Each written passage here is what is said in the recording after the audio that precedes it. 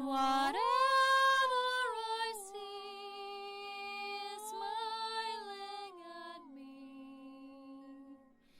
Love is who I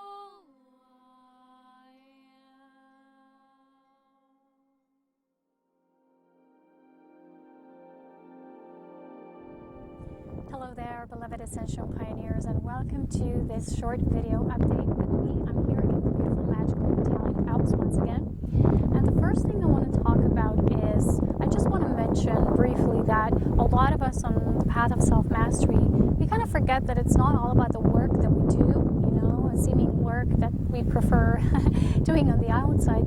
The most important part of our work occurs when we are having those moments of integration, the spiraling of moving out with life, having these experiences and then integrating it. It's almost like observing the DNA spiral and how things are always opening up and then coming back together with that fusion of our brand new emergence. So it's very important that we kind of allow ourselves to move into these spaces of having just this inner retreat, especially when there's an intense integration occurring. And for a lot of us, because we this strong re-emergence and resurrection, it feels like we're going to need a lot of that downtime this month and beyond. So this means that we don't feel that this is not a part of our ascension.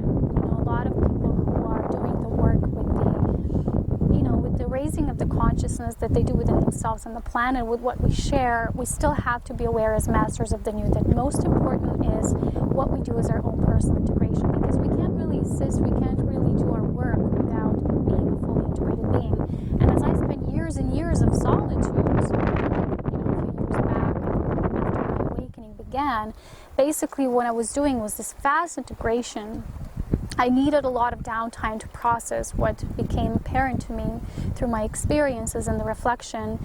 And we get so deep with this process that in the end, we know that every single meeting we have is an occurrence on the outside, whether it's a relationship, situation, or it's just an experience we're having. It's always about our own personal meeting with the self, meeting these different aspects of ourselves. So I was just recording the latest course on becoming the cosmic beloved, which will be available this week, and everything about this topic, how to become our own master, not just that, but a master in every part of our multidimensional experience, to own becoming our cosmic beloved. And this means that this is beyond just, what some people say, you find a resonating mate for a particular journey and then that's all you do. Because as Ascension pioneers, we're here to not just be here for our most personal experience, we're here to share our experiences because we're pathfinders, we are way showers, we're the bringers of that new, which means we're going to have our own personal experience. And we can't do that without a proper integration. So on each level of that integration, it will expand. Our work of consciousness will expand. And although sometimes people who still value work in terms of how many hours of input or how much we're receiving payment for it, most of our work of dedication and that devotion is not about payment. We do get paid for the things we do, but that which happens behind the scenes is actually the most intense aspect of our spiritual journey as Ascension pioneers. So today I want to share something that's very important, but a lot of us are overlooking this, because this will be the main topic of my Cosmic Beloved course, which kind of takes us back into the self through all these relationships, through every single mirror, that we take it as a stage of unfolding of our own experience. Because for years and years, what we've been doing is we've been kind of depriving ourselves of that primal emotion feeling, not just emotion, but bringing our experience down to the very core of our root experience. And what this brought us was the negation of certain aspects with ourselves. So as the soul begins to ascend, these aspects want to re-emerge, they want to come back, they want to be confronted with again. So when we had our relationships and things got tough, what we used to do in the past, a lot of the times we said, well, this is just not for me, or we ran away, or we said, it's either about the other person, or we had like this projected filter about what this means, but each time, because it was only a reflection and the filter in the now moment, we weren't in the complete clarity what this is about. But as we bring that work of relationships to the self-mastery, you have to know that the mastery of the self plus enlightened relationships are one and the same. Because you can't really lead that life of self-fulfillment, which also comes through others, if you don't know how to do this within yourself. And that's why these hours of dedication to the self, the mastering of the art of our own self-love, knowing how to work with solitude, with being the hermit when we need to be, going away. People sometimes put these expectations that just because people are guides or way showers, they always have to be there for others. That's not the case, because you can't really be there without integrating the next level, which means our journey as pioneers is about the constant expansion. How will you expand if you're always there, always doing things statically, always in the same? It's a wheel of rotation, which is again karmic. It's not the path of constant expansion, which is that cosmic service I always talk about in my videos, which is the cosmic wisdom path and the cosmic beloved integration. So a lot of us, when our first primary awakening journey began, we've had that feeling of what all life can be, what all we can have. We were reacquainted with certain aspects of ourselves. And I still, when I talk to people, people who are now opening more, they want to blossom more spiritually in the physical body, of course, not going somewhere away, and they feel something's there. They feel something wants to wake up within them even deeper. It's like we're going back to that root. And that first primary awakening, a lot of us had this vision of what this all can be, who we are. And we wanted that right away. So let's say a lot of people said, oh, I want this union, I want this tantric union. But instead, we got karmic. We just got more karmic energy. Why? It's because on the way, as I explained, Ascension is a threefold process of ascending, descending, and then co-creation with an overlighting presence, with your new emergent self, with the resurrected self. What occurs is that primal awakening, the first awakening, will move you to the spheres of what all it can be. Tapping into that divine benevolence, all the potential there is. But the path of descension then goes back to the very primal core of our physical and spiritual nature, which is spiritual but yet physical. So here in this level we're merging the two, and that's what the DNA spiral goes like this. So when we have relationships on this part, we know that we can't skip those steps, and a lot of the times we wanted to. We said, I want this, but you get something else, and you don't feel satisfied, or you have this aspected perception in yourself. You think that, no, you must be manifesting wrong, or it must be the wrong people entering your life. That's never the case.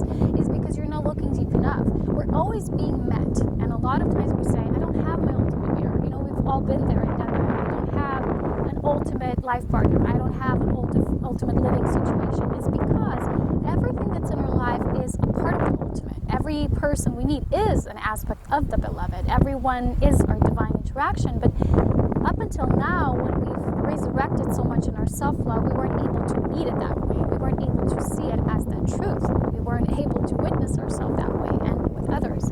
So because of that, we kept changing our environment and situations and people, and the spiritual seeker always seeks until you find that space of knowing that everything is always meeting you halfway of what needs to be met. So which aspect of you needs to be met? And for you to go deeper, I have to share all about this, how to do this, what's our shortcut. It's not a shortcut, it's just a very simple and natural way towards our spiritual enlightenment in the human form with relationships. Because a lot of times we have these perceptions which are, we only want the light, we only want to negate the shadow, we don't want to go into that. But masters of the new, we go into the shadow, we go to the depths that no others have really been brave enough to go. We want to meet all these aspects that were suppressed for so long.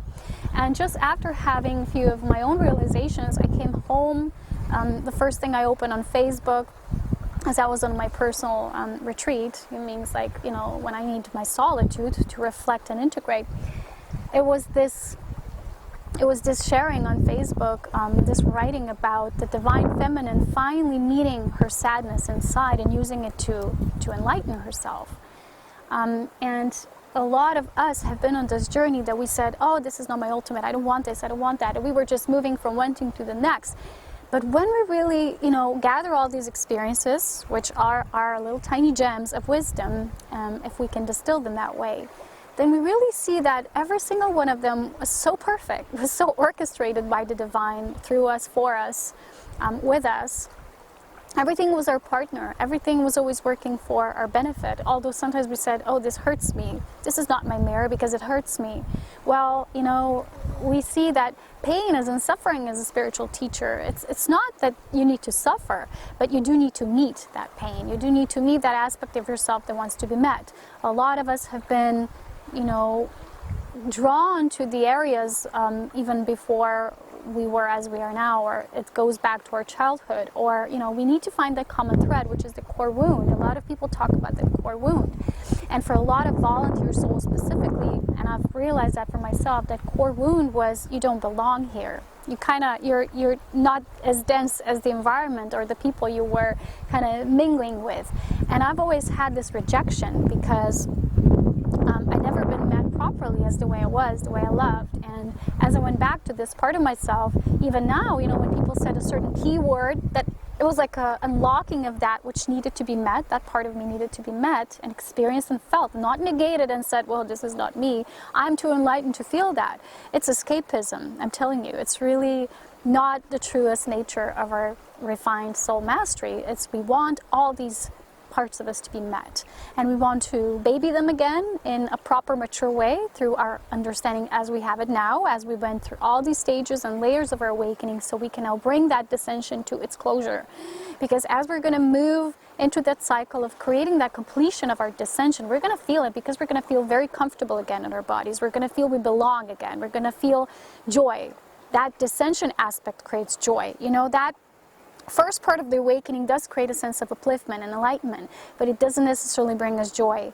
But that descension, when you integrate yourself in this human experience, when you bring and meet all these aspects of yourself that are a way towards that. So let's say you want a tantric relationship, you want that union, but you meet up with more and more karmic energy. Well, each time it will feel lighter because you're dissolving it, you're bringing it into your enlightened physical form, but you're doing the work. You need to do the work, and a lot of this work means that we got to do it ourselves. We got to take the responsibility for it, because a lot of times in partnerships what we do is maybe there's a conversation brings something up, or there's a situation, and we want to engage in a conversation when we haven't even met that part of ourselves first. And that's where a lot of the people in those conversations, they will say things that maybe later they will regret or they don't mean, and they start healing each other, or they want to have that push and pull dynamics, which is karmic energy, because they haven't yet understood much in a mature spiritual sense that this is the work they need to do themselves. This is the part of them they need to meet in order for them to physically by another be met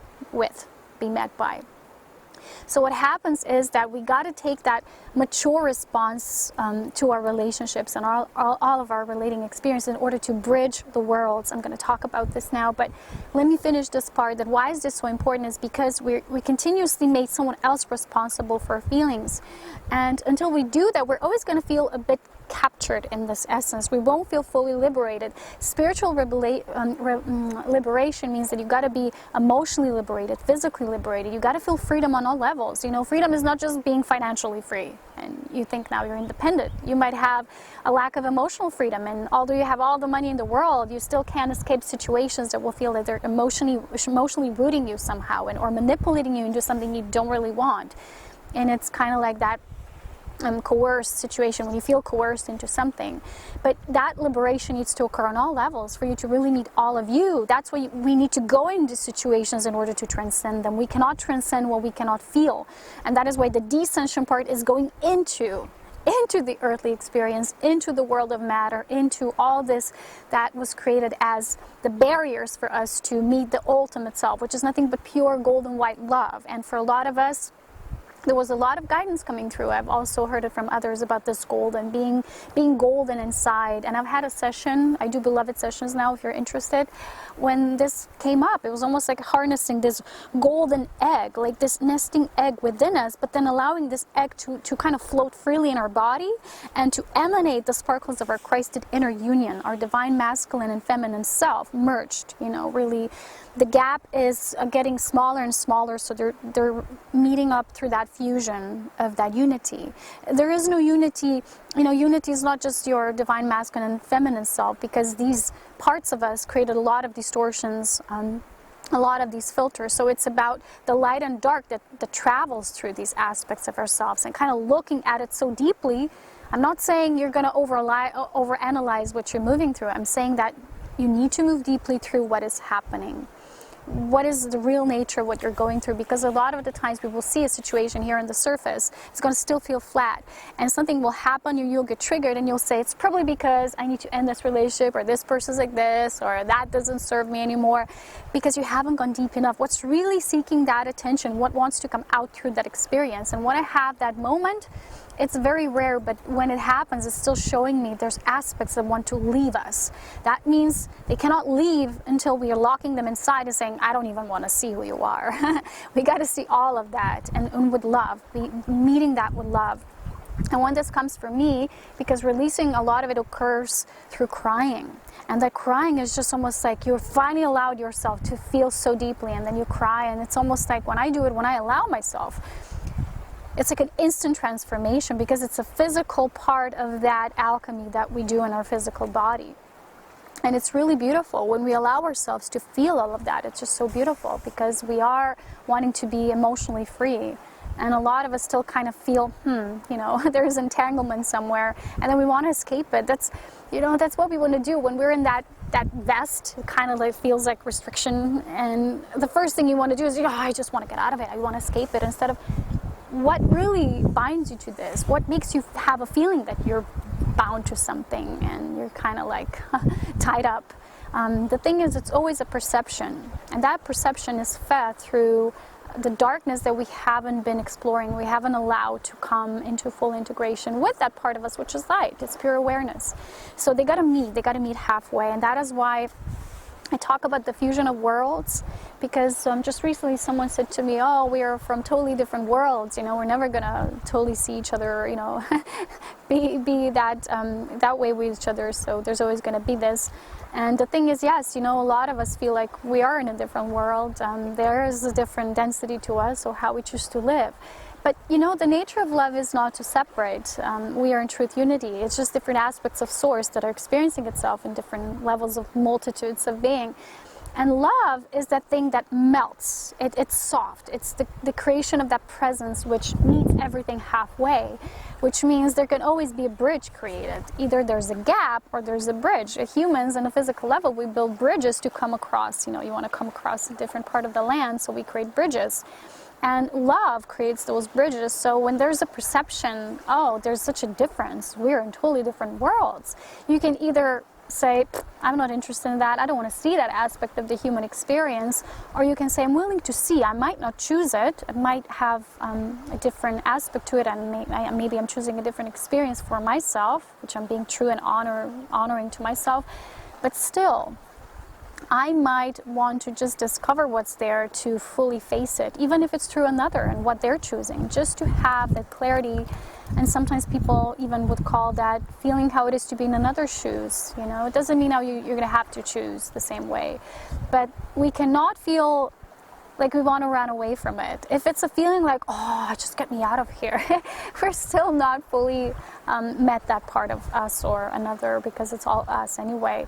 If we have a feeling, it's beautiful, it's neutral, but I still maybe don't want to choose that, then we know we've done the integration work. But if it's something that feels like at the first chance you get, you just want to run away, and you think that's because you were spiritually aware, it's still a bit of that self-denial in play. And all these excuses we feed to ourselves that to make us feel now we're doing this because of our enlightenment.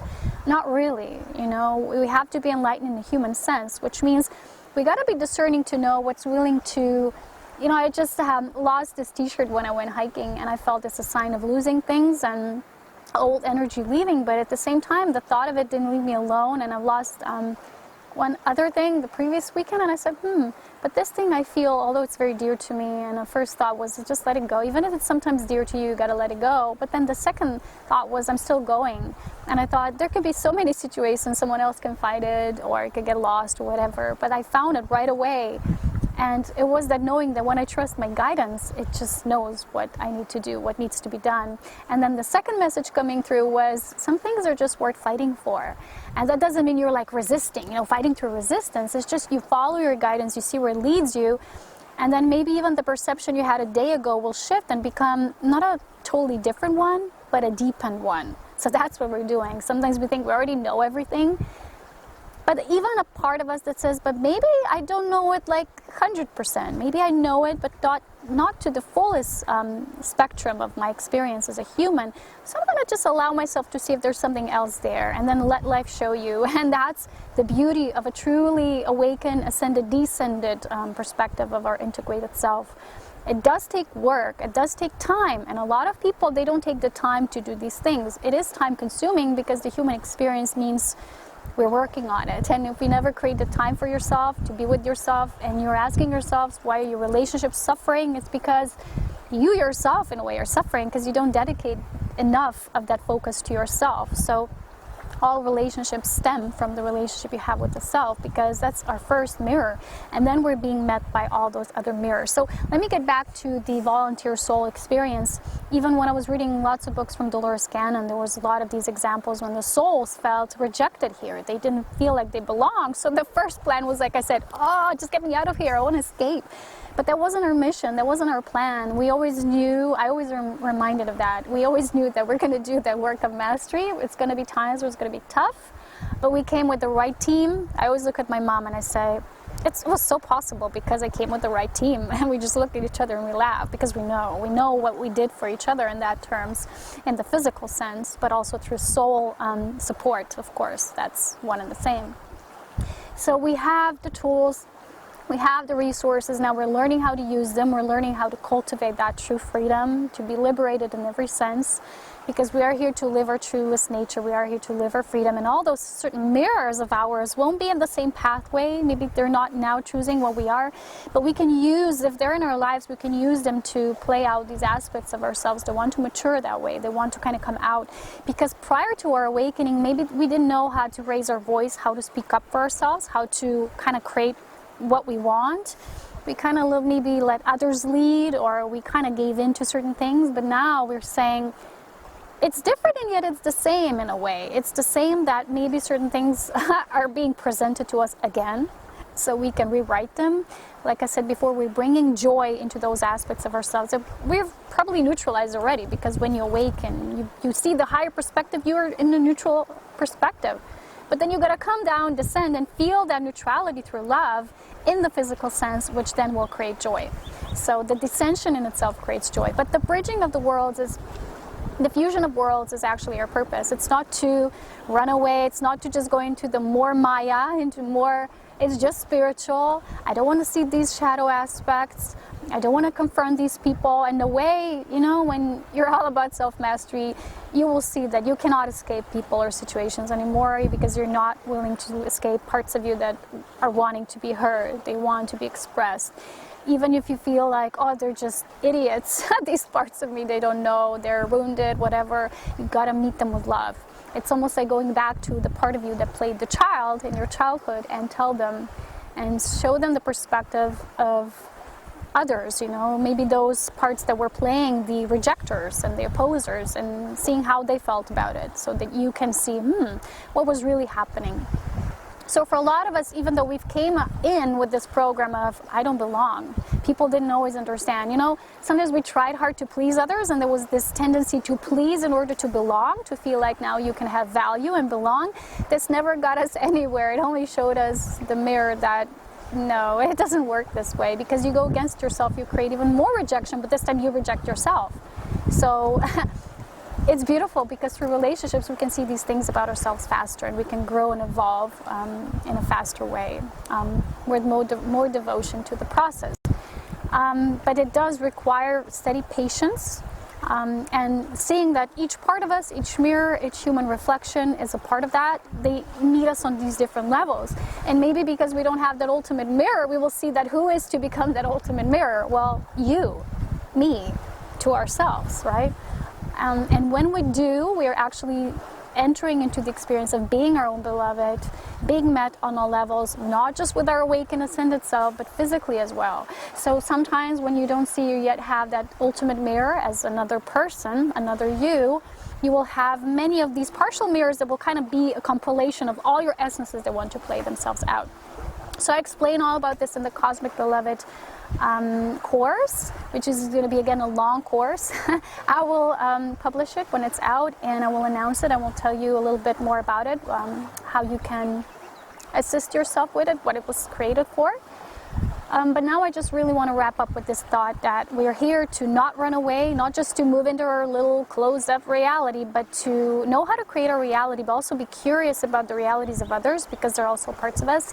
And knowing that we're here to a lot of us, those who are here to become the cosmic beloveds, that our path is not just this vertical path, it's a horizontal path just as well. And this means that we're here to bridge those realities. We are here to create that fusion through love, not the lack of it and choosing to rather go the other way. And you're not interested in that, because some of us really don't have the easiest mission.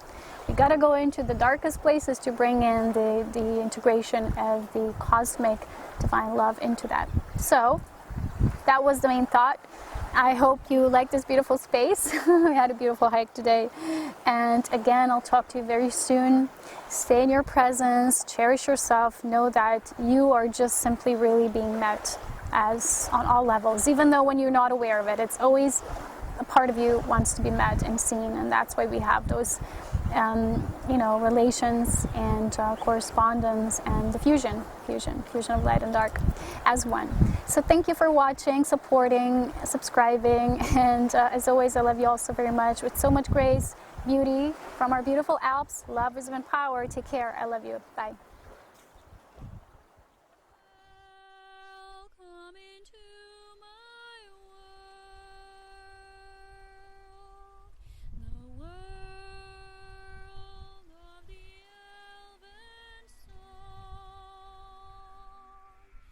Magical.